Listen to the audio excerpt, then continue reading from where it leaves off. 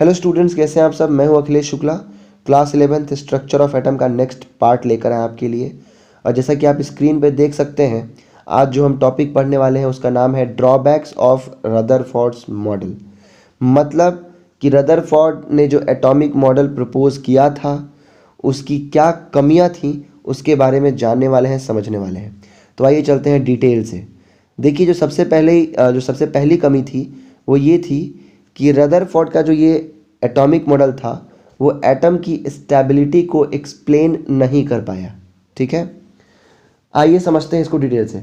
देखिए, रदरफोर्ड का जो मॉडल था उसके अनुसार जो एटम होता है वो एक small heavy positively charge nucleus consist करता है बिल्कुल सेंटर में। ठीक है, और जो इलेक्ट्रॉन्स होते हैं वो इस न्यूक्लियस के अराउंड चक्कर काटते हैं, ऐसा रदरफोर्ड के मॉडल में बताया गया था। रदरफोर्ड ने क्या किया कि इस मॉडल का जो कंपैरिजन है, इसकी जो तुलना है वो उन्होंने सोलर सिस्टम से कर दी। सोलर सिस्टम से उन्होंने ये कहा कि जैसे सन सेंटर में होता है और उसके अराउंड प्लैनेट्स ऑर्बिट पे चक्कर लगाते हैं, वैसे ही यहाँ पर न्यूक्लियस सेंटर में होता है और इलेक्ट्रॉन एक ऑर्बिट पे चक्कर लगाते रहते हैं। ठीक है, ऐसा किसने बोला? रदरफोर्ड के मॉडल ने।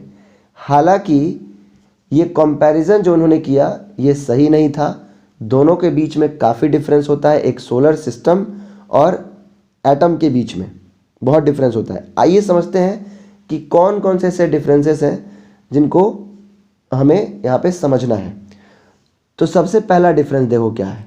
सबसे पहला डिफरेंस ये है कि ये जो चार्ज्ड पार्टिकल हैं जैसे इलेक्ट्रॉन, प्रोटॉन, ये क्या है? ये माइक्रोस्कोपिक पार्टिकल कहलाते हैं। क्या कहलाते हैं? माइक्रोस्कोपिक। और माइक्रोस्कोपिक का क्या मतलब होता है? माइक्रोस्कोपिक का मतलब होता है बहुत ही ज़्यादा छोटे। समझ में आया? इसलिए इनको हम माइक्रोस्कोपिक पार्टिकल कहते हैं, इलेक्ट्रॉन, प्रोटॉन को, जो चार्ज पार्टिकल होते हैं। वहीं अगर हम बात करें सोलर सिस्टम की, तो वहाँ पे जो बॉडी होती है जैसे सन हो गया, मून हो गया, अर्थ हो गया, उनको हम बोलते हैं बिग बॉडी या मैक्रोस्कोपिक। ठीक है, तो वो मैक्रोस्कोपिक होता है। राइट। अब देखो, तो पहला डिफरेंस तो ये हो गया। ठीक है, कि यहाँ पे एटम के अंदर जो पार्टिकल्स हैं वो माइक्रोस्कोपिक हैं और वहाँ पे जो सोलर सिस्टम है वो मैक्रोस्कोपिक यानी कि बिग बॉडीज़ हैं। दूसरा डिफरेंस क्या है? दूसरा डिफरेंस ये है कि माइक्रोस्कोपिक पार्टिकल जैसे इलेक्ट्रॉन, प्रोटॉन पे हम न्यूटोनियन फिजिक्स अप्लाई नहीं कर सकते। ठीक है, अब मैं आपको बता रहा हूँ कि मैंने नाम लिया है अगर यहाँ पे न्यूटोनियन फिजिक्स का, तो न्यूटोनियन फिजिक्स का मतलब क्या होता है?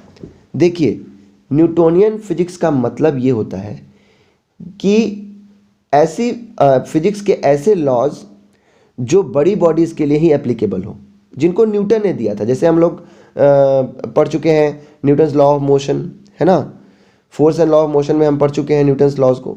तो वो सारे जो लॉज हैं वो बड़ी बॉडी पे ही एप्लीकेबल होती हैं।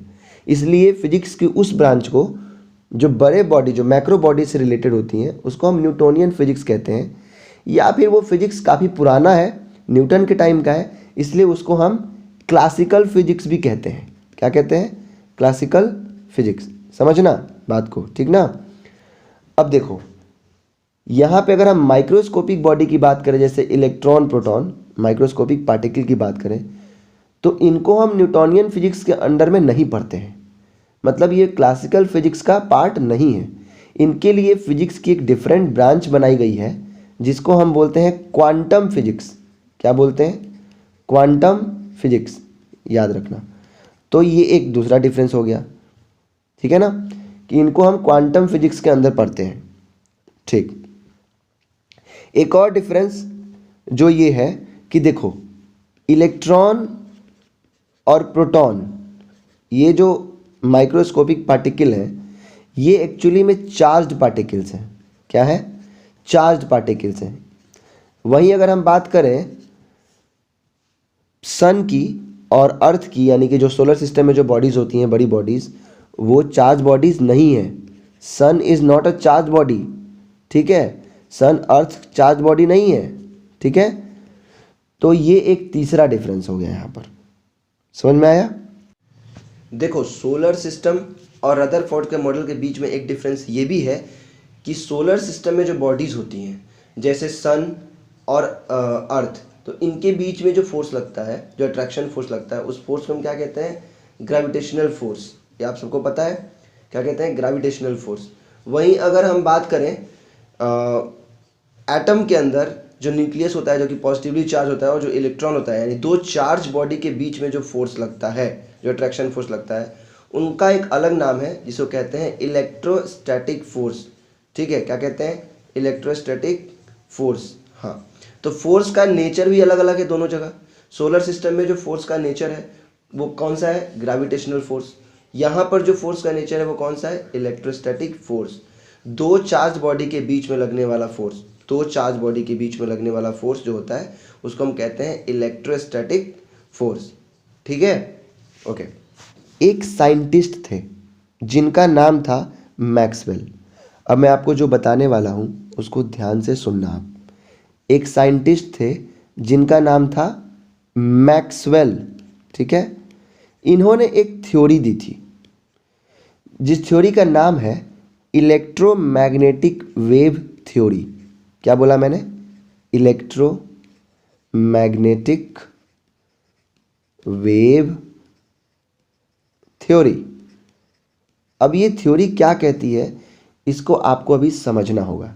ठीक है, देखो, मैक्सवेल की इस थ्योरी के अनुसार जब भी कोई चार्ज्ड पार्टिकल लाइक इलेक्ट्रॉन अगर किसी फील्ड ऑफ फोर्स में रिवॉल्व करता है, फील्ड ऑफ फोर्स का मतलब कि इलेक्ट्रॉन पे कोई दूसरा पार्टिकल, इलेक्ट्रॉन तो चार्ज पार्टिकल ही है, इस पे कोई दूसरा पार्टिकल अगर फोर्स लगा रहा है तो हम कहेंगे कि ये इलेक्ट्रॉन एक फील्ड ऑफ फोर्स में है। ठीक है, तो आप जानते हैं कि न्यूक्लियस इसको खींचता है अपनी तरफ, इलेक्ट्रॉन को। ठीक है, और इलेक्ट्रॉन इसके चारों तरफ घूमता है। तो मैक्सवेल ने ये कहा था कि जब भी कोई चार्ज पार्टिकल लाइक इलेक्ट्रॉन अगर किसी फील्ड ऑफ फोर्स में रिवॉल्व करता है तो वो कंटिन्यूअसली एनर्जी लूज करता है। क्या लूज करता है? अपनी एनर्जी लूज करता है continuously in the form of electromagnetic radiation. मतलब वो एक प्रकार का एक रेडिएशन पैदा करता है जब एनर्जी लूज करता है तो। ठीक है, और इसकी वजह से ये होता कि इस इलेक्ट्रॉन का जो एक्सेलरेशन है वो न्यूक्लियस के अराउंड बढ़ने लगेगा। अगर ये एनर्जी लूज करेगा इलेक्ट्रॉन तो ये क्या करेगा कि इसकी जो स्पीड है वो इंक्रीज करती जाएगी, और स्पीड जब इसकी इंक्रीज होगी यानी कि जब ये एक्सेलरेट करेगा तो ये एक स्पाइरल पाथ लेने लगता है। स्पाइरल पाथ का मतलब इसका पाथ छोटा होने लगता है और ये न्यूक्लियस को अप्रोच करने लगता है और फाइनली जाके न्यूक्लियस से टकरा जाएगा। यानी कि इस थ्योरी के अनुसार इलेक्ट्रॉन क्या होगा? न्यूक्लियस जाके टकरा जाएगा। समझ में आया? लेकिन एटम में ऐसा कुछ भी नहीं होता। एटम में ऐसा कुछ भी नहीं होता। एटम स्टेबल होता है, इलेक्ट्रॉन जाकर के न्यूक्लियस से नहीं टकराता है। जबकि मैक्सवेल की थ्योरी के अनुसार तो ऐसा होना चाहिए था। इसीलिए रदरफोर्ड से जब ये पूछा गया कि भैया मैक्सवेल की थ्योरी को आप मानते हैं, और अगर मानते हैं तो इस हिसाब से इलेक्ट्रॉन को तो न्यूक्लियस में जाके गिर जाना चाहिए क्योंकि वो स्पाइरल पाथ ले लेगा एक्सेलरेट होकर के। ठीक है, लेकिन ऐसा कुछ भी नहीं होता है। तो इसीलिए जो ये मॉडल है रदरफोर्ड का वो एटम की स्टेबिलिटी को एक्सप्लेन नहीं कर पाया। तो भैया जब ये नहीं होता है, इलेक्ट्रॉन जब न्यूक्लियस से जाके नहीं टकराते हैं तो फिर एटम स्टेबल रहता है ना? एटम स्टेबल कैसे रहता है ये हम आगे जानेंगे। ठीक है, अब दूसरी बात जो एक्सप्लेन नहीं कर पाया ये मॉडल वो ये कि देखो, हर एलिमेंट, जितने भी एलिमेंट होते हैं वो एक विशेष प्रकार का एबिलिटी शो करते हैं जिसको बोलते हैं लाइन स्पेक्ट्रा। क्या बोलते हैं? Line spectra. याद रखना मैंने क्या बोला, लाइन स्पेक्ट्रा। तो ये जो एलिमेंट होते हैं ये समझ लो कि उनका एक लक्षण होता है, वो लाइन स्पेक्ट्रम बनाते हैं। मैं डिटेल से ये टॉपिक आगे कवर करने वाला हूँ नेक्स्ट वीडियो में, लाइन स्पेक्ट्रा के बारे में बहुत ही डिटेल से। अभी आप सिर्फ इतना समझ लीजिए कि इनका जो मॉडल है रदरफोर्ड का वो लाइन स्पेक्ट्रा को एक्सप्लेन नहीं कर पाया। ठीक है, ये जो लक्षण होता है लाइन स्पेक्ट्रा वाला जो हर एलिमेंट के पास है, वो एक्सप्लेन नहीं कर पाया। तो दूसरा जो लिमिटेशन है वो क्या है? Inability to explain the line spectra of the elements. ठीक है, यानी कि लाइन स्पेक्ट्रा को एक्सप्लेन नहीं कर पाया ये मॉडल। ठीक है, और तीसरा ड्रॉबैक है वो ये है कि इनका जो मॉडल है वो इलेक्ट्रॉन के डिस्ट्रीब्यूशन पे काम नहीं कर पाया। मतलब रदरफोर्ड ये नहीं बता पाए कि न्यूक्लियस के अराउंड जो इलेक्ट्रॉन होता है वो कैसे बटा होता है, उसका बंटवारा कैसे होता है। ठीक है, इलेक्ट्रॉन कैसे बटा होता है न्यूक्लियस के अराउंड। जैसे मान लो ये बीच में न्यूक्लियस है तो इलेक्ट्रॉन इसके इर्द गिर्द कैसे बटा होगा, ये नहीं बता पाए रदरफोर्ड। ठीक है, और इसको कौन बताएगा, इस डिस्ट्रीब्यूशन को कौन बताएगा? इस डिस्ट्रीब्यूशन को बताएंगे बोहर नाम के एक वैज्ञानिक आएंगे बाद में जो इस डिस्ट्रीब्यूशन पे बात करेंगे। ठीक है, तो मैंने जैसा कि अभी आपको बताया कि मैं आपको नेक्स्ट वीडियो में लाइन स्पेक्ट्रा के बारे में बताने वाला हूँ। तो आप प्लीज़ नेक्स्ट वीडियो देखिए और वहाँ पे देखिए कि लाइन स्पेक्ट्रा क्या होता है, उसको समझिए। मैं एक एक टॉपिक डिटेल से कवर करने वाला हूँ, मैं कुछ भी नहीं छोड़ने वाला केमिस्ट्री में, कुछ भी नहीं। ठीक है, तो चलिए नेक्स्ट वीडियो में मिलते हैं। Thank you so much, bye.